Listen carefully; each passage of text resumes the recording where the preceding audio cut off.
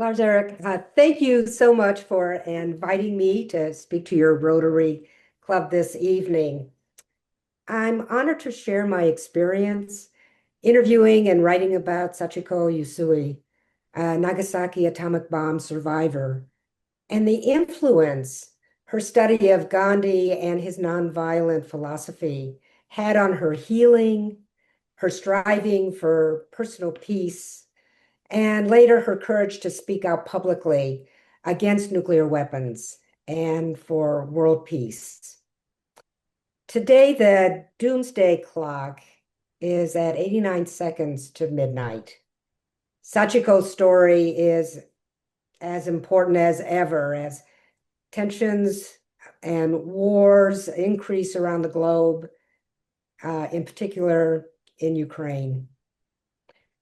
Rotary clubs like yours and those internationally are one of the most effective organizations anywhere that brings people together for actionable peace. In my mind, there's no greater calling than to strive for actionable peace, which is why I'm so honored to be with all of you this evening and to work together for this calling. So again, thank you for inviting me. I hope my talk this evening is pertinent to today's world. Thank you so much.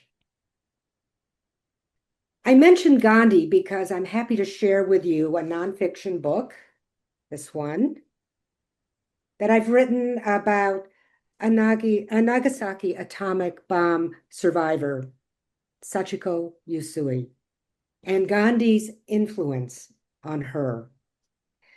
I'm a writer for children and young adults, and I believe in the power of story, that stories can open our young people's eyes to the world and inspire them to step in to the world with resilience and courage. We need stories like Sachiko's. I'm going to share my screen with you. My guess is that everyone in this room today has been inspired in some way by Mahatma Gandhi's philosophy of nonviolence and the deep love of life embedded in the ancient Hindu word ahimsa. Gandhi himself would never know how many people he influenced to become great peace leaders. Martin Luther King, Nelson Mandela, John Lennon, to name a brief three of the many. How could Gandhi have known the impact of his work beyond his consequential life? I believe it's the same for us, I'll bet, on a much smaller scale. We may never know how many people we inspire and empower with those we meet and share our goals of peace and nonviolence. And maybe it doesn't matter if we know or not, as long as our work for peace continues to have an impact on others, no matter how small. I believe you and I are part of an unbroken ripple of Gandhi's ahimsa, or at least strive to be so. And that's one reason we are gathered together today. And now for the story. This is Sachiko Yusui, and she is part of this unbroken ripple of ahimsa as well. Here she is. She is 6 years old in 1945 at the end of World War II, and her home, Nagasaki, Japan. On August 6th, the United States dropped the first atomic bomb over the city of Hiroshima, exploding with a force of 15,000 tons of TNT. 92% of the city was destroyed, and approximately 70,000 people were killed. And that number would double in the months that followed as people succumbed to their wounds, their burns, and radiation exposure. More apocalyptic destruction was too soon to follow Hiroshima's. In the late morning of August 9th, 6-year-old Sachiko was playing outside with her friends, making mud dumplings near her Nagasaki home. At 11:02 a.m., the second atomic bomb exploded over her city. Sachiko and her friends were only a half a mile from ground zero. More than 40,000 people died that day in Nagasaki. Among them were 23 members of Sachiko's extended family, Sachiko's friends. Her little brother Toshi, her 2 older brothers Aki and Ichiro were among those who perished. Sachiko herself, it was just a miracle she survived. And so did her younger sister Misa and their mother and father for a time. Just like in Hiroshima, the number of those who died in Nagasaki from their injuries and cancers would continue to rise. After the bombing, Sachiko's family escaped through the hellish landscape of nuclear war towards a rescue train. Sachiko's father continued to shout out, "Follow me, follow me." These 2 words, follow me, would echo throughout Sachiko's life. This rendition of the rescue train by an artist survivor is what Sachiko experienced. No child, no human being should ever again experience the extreme trauma of nuclear war. And surprisingly, in this story of extreme war, Gandhi appears. Sachiko's father, a pacifist, was studying Gandhi during the deadliest war in human history, and he was learning English. These activities were against the law at the time. Anything foreign was against the law under the wartime Japanese government. Gandhi's philosophy had touched Sachiko's father, kept him sane, and helped him lead his family out of destruction. You might ask how I know this. I knew Sachiko. I traveled 5 times, consecutive years, to Nagasaki to interview her between the years 2010 and 2015 to write her story and this book. As a writer for children and young adults, I knew in my bones we needed Sachiko in America. And I believe your young people in Sweden do as well, and everywhere else in the world. Sachiko knew nothing about Gandhi until 1948, when Gandhi was assassinated. At the time, Sachiko was 9 years old. I'd like to read what happened at that time. So this chapter from A Seed for the Future. This is the only world we can live in, Sachiko. Never say evil words, otherwise we will not see peace. Hate only produces hate. These were the words Father said to Sachiko, the words he lived by. Each day, Father walked to the public library to study and read the newspaper. Each day, he returned home to share whatever he had learned. And one afternoon in early February, 9-year-old Sachiko found Father outside shoveling rubble to make space for a new chrysanthemum garden. The news weighed heavily on him. Father put his hand on Sachiko's shoulder. The world has lost a great man. Sachiko was confused, but she could read her father's troubled eyes. The great man he was speaking of was India's Mohandas K. Gandhi, or the Mahatma, as the world knew him.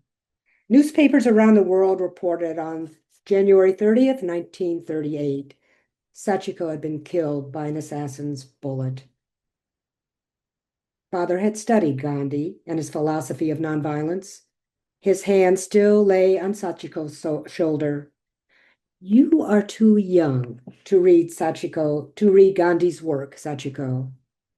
But one day you must study Gandhi. You will learn something you will need for the rest of your life. The year before Gandhi's death, Sachiko's father was digging in the rubble of what had been their home looking for what they had lost and what he might find. He found one and only one item, a green ceramic bowl, a wedding gift given to Sachiko's mother from her mother. By a miracle, the ceramic bowl had survived without a chip or a crack, and here it is. Everyone's fingerprints were on that bowl, including little Toshi's and Aki's and Ichiro's. In the aftermath of war, Sachiko's family used grandmother's bowl for everything: meals, washing up, and praying for peace. Every August 9th, on the anniversary of the bombing and the end of war, instead of going to the peace ceremony at the Nagasaki Peace Park, Sachiko's family stayed at home. Sachiko's mother would fill the bowl with ice. All day, as the ice melted, the family prayed for all who perished in the war and for world peace. After we worked on her story for 5 years, Sachiko gave me her grandmother's bowl as a gift.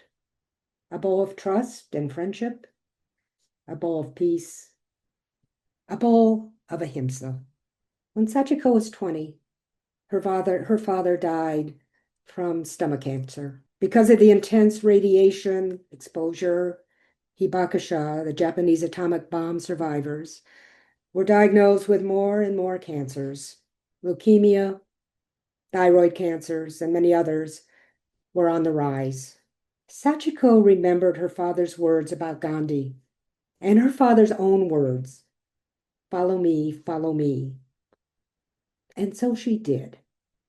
As a way to heal from grief, Sachiko returned to the same cemetery where her father had huddled and her family had huddled against the intense heat of the bombing. And she began to study Gandhi. I'd like to read what she told me and what she learned. Reading Gandhi, Sachiko's heart opened in a new way of thinking, a new way of being in the world. Despite the pain she had suffered from war, from bullying she had experienced in school, the longing for her siblings, it was still possible to love the world and maybe change it. Father had been right. Sachiko could teach her what Gandhi would teach her what she would need for the rest of her life. The more Sachiko read of Gandhi, the more she realized she wanted to possess a mind and heart like his. But how? He had written, this is Gandhi, love is a skill. Forgiveness is a skill. The transformation of anger is a skill. All these can be learned. All of this can be learned? She would try. Sachiko bought a journal, and each day after work at the accounting office, she sat at the edge of the cemetery to read Gandhi and take notes. She read, "Nonviolence is not a garment to be put on and off at will. Its seat is in the heart, and it must be an inseparable part of our very being." Through her study of Gandhi, Sachiko had come to understand something important: how Gandhi had become Gandhi, how father had become father, and how she, Sachiko Yusui, might become the person she wished to be. On the 50th anniversary of the atomic bombing of Hiroshima and Nagasaki, and particularly in August of the bombing of Nagasaki, and there was an anniversary commemoration. This was in 1995. At the time, Sachiko was 56 years old. She took the bold step at that time to step out and tell her story publicly and what she learned about Gandhi. I see this stepping out and telling your story in public as a huge act of courage. The children of Japan were Sachiko's primary audience because, like Gandhi, she believed if we are to have peace, we must begin with the children. Sachiko traveled throughout Japan, Canada, and the United States. She lectured at many universities about her experience calling for the elimination of nuclear weapons and urging people to work tirelessly for peace. On one of her trips to the United States, I met Sachiko in Minneapolis at our Japanese Peace Park. This was in August of 2005, the 60th anniversary of the bombing of Hiroshima and Nagasaki. Sachiko had been invited by the St. Paul Nagasaki Sister City Committee to tell us her story.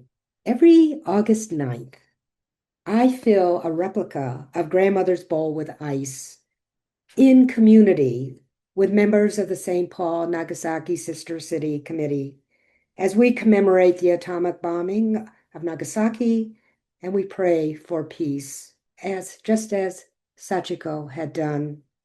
It is our annual community ritual.